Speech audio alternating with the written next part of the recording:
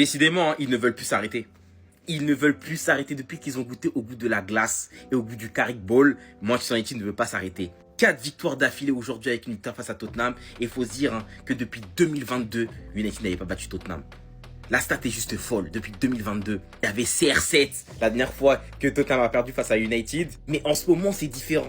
En ce moment, il se passe quelque chose. On se rappelle, lors de la dernière série de victoires de United, qui était sur 3 victoires d'affilée, ils avaient buté sur le 4e match face à Nottingham, où ils avaient fait 2 buts partout sur Amorim. Mais aujourd'hui, c'est bien différent. Victoire 2-0 face à Tottenham à domicile. Aujourd'hui, la victoire aura été facilitée par le fait que Romero prenne un carton rouge assez tôt dans le match. Voilà, première mi-temps, un rouge totalement mérité. Dans un match, United était quand même bien dedans.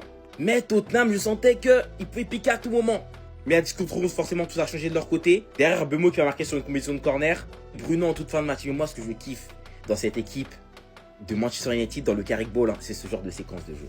Quand tu vois qu'il y a de la pression au niveau du porteur du ballon, mais qu'ils arrivent à quand même faire tourner l'équipe adverse, ça, c'est un kiff. Les Mbemo, Cunha, les triangles qu'ils font, le jeu sous pression, il est tellement maîtrisé sur ces séquences-là. J'ai l'impression de revoir ces scènes-là sur tous les matchs. Sur tous les matchs, j'ai l'impression de revoir ces scènes-là. En même temps, quand tu vois la qualité individuelle de chaque joueur, ça t'étonne même pas.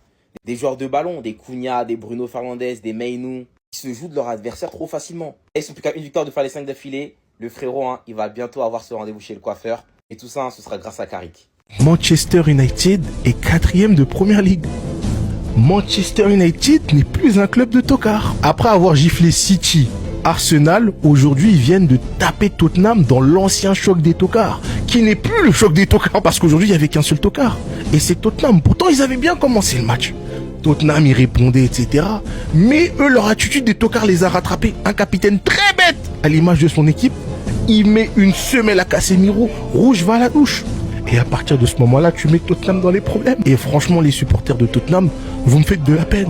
Imagine, tu perds 1-0 à l'extérieur et guette les 3 changements que le coach il envoie pour essayer de vous sauver. Kolo Muani, Matistel et Yves Bessouma. Ça gifle tellement pas, les gars. Mais United n'est pas retombé dans ses travers. Ils ont corrigé Tottenham comme il se doit. Et ils sont de retour, les gars. On peut plus les qualifier de tocards. Par contre, les fans de United, vous êtes des tocards parce que c'est pas possible qu'il y ait un mec comme Bruno Fernandes dans votre équipe et vous en parlez pas assez comme ça. Alors oui, aujourd'hui, il fait pas l'un de ses meilleurs matchs, même s'il est décisif. Mais quel putain de joueur. Techniquement, dans l'intensité, dans les efforts, il est incroyable. Ce mec est titulaire dans n'importe quelle équipe européenne actuellement. Je vous le dis, les gars. Dites-vous que ce mec n'est plus qu'à un match de se couper enfin les cheveux. Parce que pour rappel, il avait annoncé il y a 16 mois qu'il ne se couperait pas les cheveux si Manchester United remporterait pas 5 matchs consécutifs. Et là, victoire 2-0 contre Man City, victoire 3-2 contre Arsenal, 3-2 également contre Fulham et aujourd'hui 2-0 contre Tottenham. Alors en tout cas, chapeau pour le travail que fait ce monsieur. Et il est pas le seul parce que ce monsieur, faut le mettre en lumière. 22 goals assists cette saison pour le moment, avec 7 goals assists sur les 6 derniers matchs. Et voilà, ces 17 derniers matchs avec Man U et le Portugal.